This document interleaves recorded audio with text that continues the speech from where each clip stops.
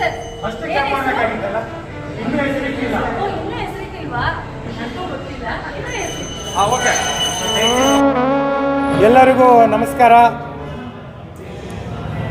ಈ ಎಲ್ಲ ಮಾಧ್ಯಮ ಮಿತ್ರರಿಗೆ ಇನ್ನೂ ಹೆಸರಿಟ್ಟಿಲ್ಲ ಚಿತ್ರದ ಮುಹೂರ್ತ ಸಮಾರಂಭಕ್ಕೆ ಎಲ್ಲರಿಗೂ ಸ್ವಾಗತ. ಇವತ್ತಿಂದ ಚಿತ್ರೀಕರಣ ಆರಂಭ ಆಗ್ತಾ ಇದೆ.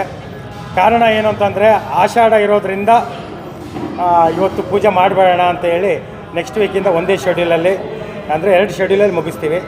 ಇದಕ್ಕೆ ಮುಖ್ಯ ಪಾತ್ರ ಬಂದ್ಬಿಟ್ಟು ತಕ್ಷವರ್ಧನ ಅಂತ ಮಾಡ್ತಾಯಿದ್ದಾರೆ. ತಕ್ಷವರ್ಧನ ತುಂಬ ಹೈಲಿ ಟ್ಯಾಲೆಂಟೆಡ್ ಪರ್ಸನ್. ಇವನ್ನ ನೋಡಿದಾಗ ಕೆಲಸ ಇದೆಯಾ, ಇವನು ನೋಡಿದಾಗ ಇವನ ಬಗ್ಗೆ ಒಂದು ಕತೆ ಮಾಡಬೇಕು ಅನ್ನಿಸ್ತು. ಅಂತ ತುಂಬ ಸಮಾಜಕ್ಕೆ ಒಂದು ಒಳ್ಳೆಯ ಸಂದೇಶ ಇರೋವಂಥ ಕತೆ ಮಾಡಿದ್ದೀನಿ.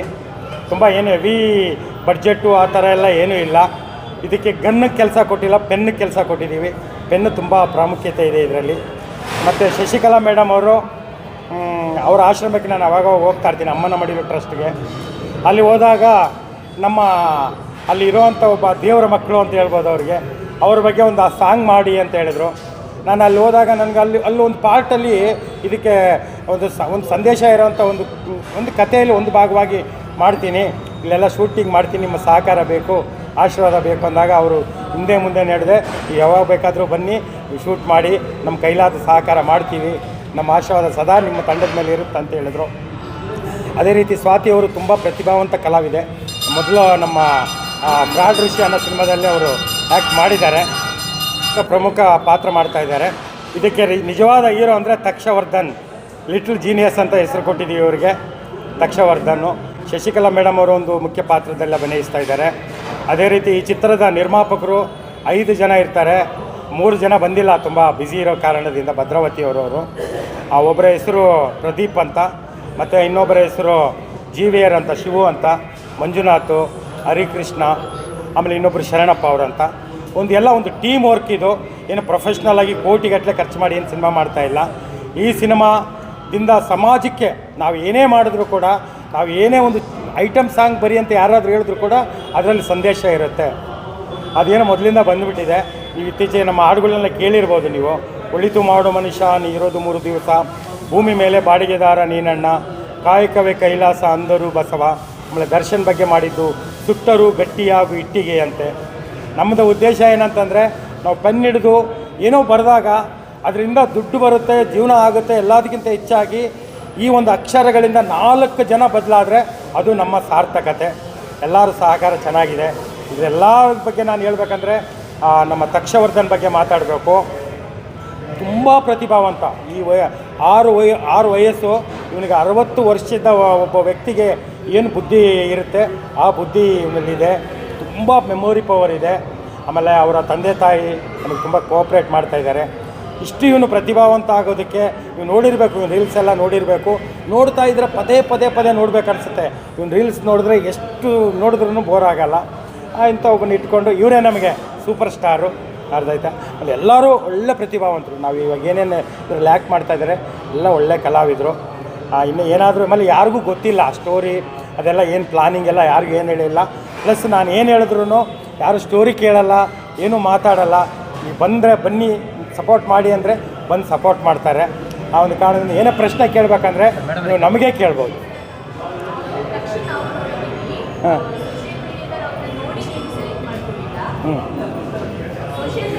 ಸೋಷಿಯಲ್ ಮೀಡಿಯಾದಲ್ಲಿ ನೋಡಿ ಸೆಲೆಕ್ಟ್ ಮಾಡಿ.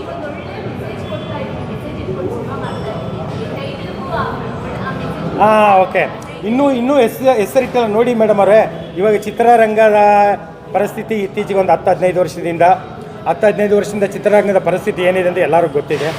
ಇವಾಗ ಒಂದು ನಾರ್ಮಲ್ ಏನೋ ಒಂದು ಮಾಡ್ತೀವಿ ಅಂದರೆ ಅದು ಸೈಡಿಗೆ 10ರಲ್ಲಿ 11 ಆಗಿಬಿಡುತ್ತೆ. ನಾವು ವಿಶೇಷವಾಗಿ ಏನಾದರೂ ಮಾಡಿದ್ರೆ ಮಾತ್ರ ಜನಗಳಿಗೆ ರೀಚ್ ಆಗೋಕ್ಕೆ ಸಾಧ್ಯ. ಇನ್ನೂ ಹೆಸರಿಟ್ಟಿಲ್ಲ. ನಮ್ದು ಯಾವುದೇ ತೊಗೊಂಡ್ರೂ ವಿಶೇಷ ಇರುತ್ತೆ. ಟೈಟ್ಲಲ್ಲಿ ವಿಶೇಷತೆ ಇರುತ್ತೆ. ಪ್ಲಸ್ ನಮ್ಮದು ಪ್ಲಸ್ ಪಾಯಿಂಟ್ ಬಂದು ಹಾಡುಗಳು. ಇದು ಇನ್ನೂ ಹೆಸರಿಟ್ಟಿಲ್ಲ. ಈ ಕತೆಗೆ ಅದು ತುಂಬ ಸೂಕ್ತ ಅನ್ನಿಸ್ತು. ಯಾಕೆ ಸೂಕ್ತ ಅಂದಾಗ ಸಿನಿಮಾ ನೋಡಿದಾಗ ಖಂಡಿತವಾಗ್ಲೂ ನೀವು ಖುಷಿ ಪಡ್ತೀರಾ. ಇದನ್ನು ಬಿಟ್ಟು ಬೇರೆ ಟೈಟ್ಲು ಯಾವುದೂ ಅದಕ್ಕೆ ಸೂಟ್ ಆಗಲ್ಲ. ಸುಮಾರು ಟೈಟ್ಲ್ ಅಂದ್ಕೊಂಡು ಸೂಟ್ ಆಗಲಿಲ್ಲ. ಇದೇ ನಮಗೆ ಸೂಕ್ತ ಅನ್ನಿಸ್ತು. ಇನ್ನೂ ಹೆಸರಿಟ್ಟಿಲ್ಲ ಅಂತ. ನಂದು ಪಾತ್ರ ಇನ್ನೂ ಡಿಸೈಡ್ ಮಾಡಿಲ್ಲ. ಇನ್ನೂ ಯೋಚನೆ ಮಾಡಿಲ್ಲ. ಸಿಂಗರ್ಸು ಬಂದುಬಿಟ್ಟು ಇವಾಗ ಒಬ್ಬರು ನಾದಿರಾ ಬಾನು ಅಂತ ಅವ್ರ ಕೈಲಿ ಆಡಿಸ್ಬೇಕಂತ ಪ್ಲ್ಯಾನ್ ಮಾಡಿ. ಸಿಂಗರ್ಸನ್ನು ಕೂಡ ನಿನ್ನೆ ಅವ್ರಿಗೆ ಟ್ರ್ಯಾಕ್ ಸಾಂಗ್ ಕೇಳಿಸ್ತೆ ಮೇಡಮ್ ಅವ್ರಿಗೆ. ಅವರು ಹೇಳಿದ್ದಾರೆ, ಒಂದು 4-5 ಹೆಸರು ಹೇಳಿದ್ದಾರೆ. ದೊಡ್ಡ ಸಿಂಗರ್ ಅಂತಲ್ಲ, ಒಳ್ಳೆ ಸಿಂಗರ್ ಕೈಲಿ ಆಡಿಸ್ತಾರೆ. ನಮಸ್ಕಾರ, ನಿಮ್ಮ ಶಶಿಕಲಾ, ನಿಮ್ಮ ಮನೆ ಮಗಳು. ರಿಷಿ ಸರು ಮೊದಲನೇದಾಗಿ ಒಂದು 20 ವರ್ಷದಿಂದ ಪರಿಚಯ ನನಗವರು. ಇತ್ತೀಚೆಗೆ ಆಶ್ರಮಕ್ಕೆ, ನಮ್ಮ ಅಮ್ಮನ ಮಡಿಲು ಟ್ರಸ್ಟ್ಗೆ ಆಶ್ರಮಕ್ಕೆ ಬರೋಕ್ಕೆ ಸ್ಟಾರ್ಟ್ ಮಾಡಿದ್ರು. ಅವ್ರಿಗೊಂಥರ ಅದು ತಾಯಿ ಮನೆ ಇದ್ದಂಗೆ, ಬರ್ತಾಯಿದ್ರು ಹೋಗ್ತಾಯಿದ್ರು. ಯಾಕೆಂದರೆ ಈಗ ನಾನೊಬ್ಳು ಕಲಾವಿದೆ, ಒಂದು 600 ಸಿನಿಮಾ ಮಾಡಿದ್ದೀನಿ. ನಮ್ಮ ಡೈರೆಕ್ಟ್ರುಗಳು ನಮಗೆ ಏನು ಒಂದು ಸೀನ್ ಕೊಡ್ತಾರೆ, ಅದನ್ನು ನಾವು ಓದ್ಕೊಂಡು ನಾವು ಹೇಳಿಬಿಡ್ತೀವಿ. ಆಶ್ರಮ ಮಾಡಿದ್ಮೇಲೆ ಸತ್ಯ ಏನು ಅಂತ ಅಲ್ಲಿ ಗೊತ್ತಾಯಿತು. 600 ಸಿನಿಮಾ ಮಾಡಿದ ಬೇರೆ, ಇನ್ನೂ ಒಂದು ಜೀವನ ಇದೆ ಅಂತ ಗೊತ್ತಾಗಿದೆ ನನಗೆ ಆಶ್ರಮ ಮಾಡಿದ್ಮೇಲೆ. ಇಷ್ಟೇ ನಾವು ಜೀವನ ಅನ್ನಿಸ್ಬಿಡುತ್ತೆ. ಆಶ್ರಮಕ್ಕೆ ಬಂದು ಒಳಗೆ ಬಂದ ಮೇಲೆ ಅವ್ರು ಎಷ್ಟೇ ಕೋಟಿಗೆ ಬದುಕಿರಲಿ, ಎಷ್ಟೇ ಬಡವ ಆಗಿರಲಿ, ಅಲ್ಲಿಗೆ ಬಂದ ತಕ್ಷಣ ಏನೂ ಇಲ್ಲ ಜೀವನ ಅಂತ ಗೊತ್ತಾಗ್ಬಿಡುತ್ತೆ. ಯಾಕೆಂದರೆ ತಂದೆ ತಾಯಿನ ಬೀದಿಲಿ ಬಿಸಾಕಿರೋರನ್ನ ನಾವು ಬಾಚಿಕೊಂಡು ಅವ್ರನ್ನ ತಪ್ಪಿಕೊಂಡು ಮುದ್ದಾಡ್ತಾಯಿದ್ದೀನಿ ಇವತ್ತು. ಯಾಕೆ ಅಂತಂದರೆ ಇದೇ ತಂದೆ ತಾಯಿ 30 ವರ್ಷಕ್ಕೆ ಮುಂಚೆ ಅವ್ರಿಗೆ ಯಾವ ಫೋನ್ ಇಲ್ಲ, ದುಡ್ಡಿಲ್ಲ, ಕಾಸಿಲ್ಲ, ಏನೂ ಇರಲಿಲ್ಲ ಅವ್ರ ಹತ್ರ ಅವತ್ತು. ಇವತ್ತು ನಮ್ಮ ಹತ್ರ ಫೋನ್ ಇದೆ, ದುಡ್ಡಿದೆ, ಎಲ್ಲಿ ಬೇಕಾದ್ರೆ ಓಡಾಡ್ತೀವಿ, ಮಾಡ್ತೀವಿ. ಆ ತಾಯಂದಿರ ಹತ್ರ ಏನೂ ಇರಲಿಲ್ಲ. ಅದೇ ತಾಯಂದಿರು ಇವತ್ತು ಬೀದಿಲಿ ಬಿದ್ದಿದ್ದಾರೆ. ಇದು ಒಂದು ಸಂದೇಶನ ಅವರು ನಮ್ಮ ರಿಷಿ ಸರ್ ಕೊಡ್ತಾಯಿದ್ದಾರೆ. ಏನು ಅಂದರೆ, ಯಾವ ಮಕ್ಕಳು ತಂದೆ ತಾಯಿನ ಬೀದಿಗೆ ಬಿಡಬೇಡಿ. ಯಾಕೆಂದರೆ ನಿಮ್ಮನ್ನು ತುಂಬ ಕಷ್ಟಪಟ್ಟು ಸಾಕಿರ್ತಾರೆ. ಯಾಕೆಂದರೆ ಒಬ್ಬಳು ತಾಯಿ ಆಸೆ ಪಡೋದು ಏನು ಅಂತಂದರೆ, ನಾನು ಸತ್ತಾಗ ನನ್ನ ಮಗ ಇರಬೇಕು ಅಂತ ಆಸೆ ಪಡ್ತಾಳೆ, ಯಾವುದೇ ತಂದೆ ತಾಯಿ ಆಗಲಿ. ಯಾಕೆಂದರೆ ಒಂದು ಗಂಡು ಫಸ್ಟು ಒಂದು ಹೆಣ್ಣಾಗಿರ್ತಾಳೆ, ಆ ಗಂಡು ಬಂದ ಮೇಲೆ ಅವಳು ತಾಯಿ ಆಗೋಕ್ಕೆ ಸಾಧ್ಯ. ಅವಳು ಯಾರೇ ಆಗಿರಲಿ, ಆವಾಗ ಅವಳು ತಾಯಿ ಹಾಕ್ತಾಳೆ. ಅವ್ನು ಗಂಡ ಅವನು ಎಂಥವನೇ ಆಗಲಿ, ಕುಡುಕ ಆಗಲಿ, ಕುರುಡಾಗಲಿ, ಕುಂಟ ಆಗಲಿ, ಅವು ಮೂಲೆಯಲ್ಲಿ ಬಿದ್ದಿದ್ರೂ ಒಂದು ಹೆಣ್ಣಿಗೆ ತುಂಬ ಬೆಲೆ ಇರುತ್ತೆ. ಅವನಿಲ್ಲ ಅಂದರೆ ನಾಯಿಗೆ ಕರೆದು ಅನ್ನ ಹಾಕ್ತಾರೆ, ಹೆಣ್ಣಿಗೆ ಕರೆದು ಮಣೆ ಹಾಕಲ್ಲ ಯಾರು. ಈಗ ನನಗೆ ಗೊತ್ತಿರೋ ಹಂಗೆ ಇದು. ಅದರಲ್ಲಿ ತುಂಬ ಮಹತ್ವ ಇದೆ. ತಾಯಿ ಅನ್ನೋ ಪದ ತುಂಬ ಗೌರವ ಇದೆ, ಅಪ್ಪ ಅನ್ನೋ ಪದ ತುಂಬ ಗೌರವ ಇದೆ. ಅದಕ್ಕೆ ಇವರಲ್ಲಿ ಬರ್ತಾ ಇರೋದ್ರಿಂದ ಅಲ್ಲೆಲ್ಲವೂ ಒಂದಷ್ಟು ಇವ್ರಿಗೆ ನಿಜ ಜೀವನ ಅರ್ಥ ಆಯಿತು. ಇದೇ ಗುರುರಾಜ್ ಹೊಸಕೋಟೆ ಬಂದಿದ್ದರು, ನೀವಿರೋದಲ್ಲಿ ಇಲ್ಲೆಂಗೆ ಮಾಡ್ದಮ್ಮ ಶಿಶಿ ಅಂತ. ಅವರು ಅದನ್ನೇ ಕೇಳಿದ್ರು. ಯಾಕೆಂದರೆ ಇದು ತುಂಬ ಪವಿತ್ರವಾದ ಜಾಗ. ನಾವು ದೇವಸ್ಥಾನದಲ್ಲಿ ದೇವರಿಗೆ ಕೈ ಮುಗಿದ್ಬಿಟ್ಟು ಮನೆಗೆ ಬರ್ತೀವಿ. ಆದರೆ 9 ತಿಂಗಳು ಎತ್ತಿರ್ತಾಳಲ್ಲ, ಆ ತಾಯಿ ಅಲ್ಲಿ ಬಿದ್ದಿರ್ತಾಳೆ. ಸುಮ್ಮನೆ ಅಲ್ಲ, ಆ ಬಸ್ರಿ ಅಂದ ತಕ್ಷಣ ಅವಳು 100 ಕನಸುಗಳು ಇಟ್ಕೊಂಡು, 100 ಆಸೆಗಳನ್ನ ಇಟ್ಕೊಂಡು, ಅಪ್ಪ ಅಮ್ಮ ಇಬ್ಬರೂ ನನಗೆ ಮಗು ಹುಡ್ತಾಯಿದೆ, ಹೆಣ್ಣಾಗಲಿ ಗಂಡಾಗಲಿ ಮಗು ಹುಡ್ತಾಯಿದೆ ಅಂತ 1000 ಕನಸು ಕಾಣ್ತಾರೆ.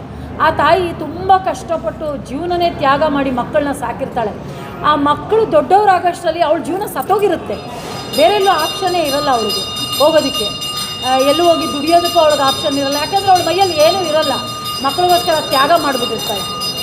ಆವಾಗ ಅವಳು ಆಗಲ್ಲ ಅಂತ ಬೀದಿಲಿ ಬಿದ್ದಾಗ ಅವಳು ಪಡೋ ಸಂಕಟ, ನೋವು, ದುಃಖ ಇದೆಯಲ್ಲ, ಅದು ಇವರು ಹಾಡಿನ ಮುಖಾಂತರ ತೋರಿಸ್ತಾ ಇದ್ದಾರೆ.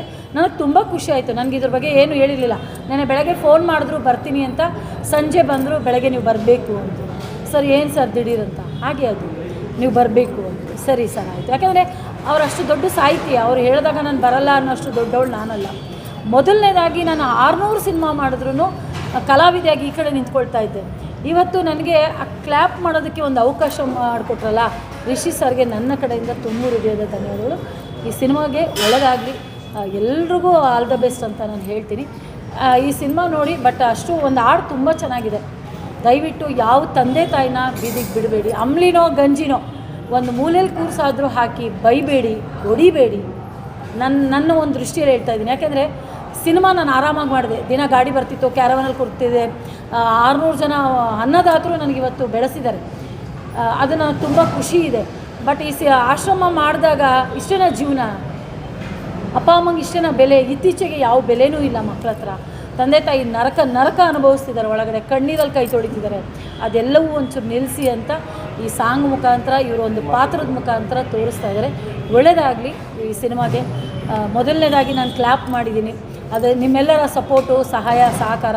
ಯಾಕಂದರೆ ನಾನು ಯಾವತ್ತೂ ಕ್ಯಾಮ್ರಾ ಮುಂದೆ ಯಾವ ವಿಷಯಕ್ಕೂ ಯಾವುದಕ್ಕೂ ಬಂದು ಮಾತಾಡೋಲ್ಲ. ಕಷ್ಟ ಅಂದಾಗ ಮಾತ್ರ ಹೋಗಿ ನಿಂತಿರ್ತೀನಿ ಎಲ್ಲದಕ್ಕೂ. ದಯವಿಟ್ಟು ನೀವೆಲ್ಲರೂ ಎಷ್ಟು ಸಪೋರ್ಟ್ ಮಾಡ್ತಿರೋ ನಮ್ಮ ಈ ತಂಡಕ್ಕೆ ಒಳ್ಳೆಯದಾಗತ್ತೆ. ನಿಮ್ಮೆಲ್ರಿಗೂ ಕೈ ಮುಗಿದು ಕೇಳ್ಕೊತೀನಿ, ಆದಷ್ಟು ನಮ್ಮನ್ನು ಬೆಳೆಸಿ ಅಂತ ಕೇಳ್ಕೊತೀನಿ. ಎಲ್ರಿಗೂ ನಮಸ್ಕಾರ. ನನ್ನ ಹೆಸರು ಸ್ವಾತಿ. ಇದಕ್ಕಿಂತ ಮುಂಚೆ ಸರ್ ಜೊತೆ ಫ್ರಾಡ್ ಋಷಿ ಅನ್ನೋ ಮೂವಿಲಿ ಹೀರೋಯಿನ್ ಆಗಿ ಮಾಡಿದ್ದೀನಿ. ಈ ಮೂವಿಲಿ ಇನ್ನೂ ಹೆಸರಿಟ್ಟಿಲ್ಲ. ಈ ಮೂವಿಲಿ ನಾನು ಮುಖ್ಯ ಪಾತ್ರ ಮಾಡ್ತಾಯಿದ್ದೀನಿ. ಇದ್ರ ಬಗ್ಗೆ ಇನ್ನು ಸ್ಟೋರಿ ಏನು ಹೇಳಿಲ್ಲ, ಏನು ಕೇಳಿಲ್ಲ. ಸರ್ರು ಸಡನ್ಲಿ ಫೋನ್ ಮಾಡಿ ಈ ಥರ ಇದೆ, ಮುಹೂರ್ತ ಇದೆ, ಈ ಥರ ಪೂಜೆ ಇದೆ, ಇಲ್ಲ ಟೆಂಪಲಲ್ಲಿ ಬಾ ಅಂತ ಹೇಳಿದ್ರು. ಅದಕ್ಕೆ ಬಂದಿದ್ದೀನಿ. ಇನ್ನೇನು ಕೇಳಿಲ್ಲ. ನೀವೇನೇ ಇದ್ರ ಬಗ್ಗೆ ಕೇಳೋದಾದರೆ ಸರ್ಗೆ ಕೇಳಬೇಕು. ಯಾಕೆ ಕೇಳಿಲ್ಲ ಸ್ಟೋರಿ ಅಂದರೆ, ಅವ್ರು ಯಾವುದೇ ಪಿಕ್ಚರ್ ಮಾಡಿದರೂ ಒಂದು ಒಳ್ಳೊಳ್ಳೆ ಮೂವಿ ಮಾಡ್ತಾರೆ ಅನ್ನೋ ಒಂದು ನಂಬಿಕೆ. ಹಾಗಾಗಿ ನಾನು ಏನು ಕೇಳಲಿಲ್ಲ. ಸರಿ ಸರ್ ಅಂತ ಪೂಜೆಗೆ ಬಂದೆ. ಎಲ್ಲರೂ ನಿಮ್ಮೆಲ್ಲರ ಆಶೀರ್ವಾದ ಇರಬೇಕು ನಮ್ಮ ಇಡೀ ಟೀಮ್ ಮೇಲೆ. ಎಲ್ರಿಗೂ ಆಲ್ ದ ಬೆಸ್ಟ್ ಅಂತ ಹೇಳಕ್ಕೆ ಇಷ್ಟಪಡ್ತೀನಿ. Thank you. ಎಲ್ಲರಿಗೂ ನಮಸ್ಕಾರ. ಜೋರಾಗಿ ಹೇಳು. ನಾನು ನಿಮ್ಮ ತಕ್ಷವರ್ಧನ್. ಇನ್ನೂ ಹೆಸರಿಟ್ಟಿಲ್ಲ ಸಿನಿಮಾದಲ್ಲಿ ಮುಖ್ಯ ಪಾತ್ರದಲ್ಲಿ ಇನ್ನು ಹೆಸರಿಟ್ಟಿಲ್ಲ ಸಿನಿಮಾದಲ್ಲಿ ನಾನು ಮುಖ್ಯ ಪಾತ್ರ ಮಾಡ್ತಾ ಇದ್ದೀನಿ. ಇದು ಡೈರೆಕ್ಟ್ರು ಬಂದು ನಮ್ಮ ಋಷಿ ಸರ್. ಹರ್ಷವರ್ಧನ್ ಕೋಟೆ, ಇದು ಬೇರೆ ಕೋಟೆ ಬಂದಿದೆ. ಇವಾಗ ಒಂದು ಡೈಲಾಗ್ ಕೇಳ್ತಾನೆ. ಇದು ಒಂದು ಡೈಲಾಗ್ ಕೇಳ್ಬಿಡಪ್ಪ. ಇದು ತಕ್ಷವರ್ಧನ ಕೋಟೆ ಕಣ. ನಂಗೆ ನೋಡ್ತೀಯಾ, ಶಾಕ್ ಆಯ್ತಾ? ಆಗಿರ್ಲೇಬೇಕು ತಾನೇ. ಪ್ರಮೋಷನ್ ಕೊಟ್ಟಿದ್ದು ನಿನ್ನ ಡಿಪಾರ್ಟ್ಮೆಂಟೇ, ಆದರೆ ಮಾಗ್ದಿರೋಡಿಗೆ ಪೋಸ್ಟಿಂಗ್ ಹಾಕ್ಸಿದ್ದು ನಾನು. ಇಂಡಿಯಾ ಮಪ್ಲ ಡಿಸ್ಟ್ರಿಕ್ಕಿಗೆ, ಕರ್ನಾಟಕ ಮಪ್ ಡಿಸ್ಟ್ರಿಕ್ಕಿಗೆ ಕರೆಸಿ ನನಗೆ ಆಗ್ಬಿಟ್ಟಲ್ವಾ. ಈಗ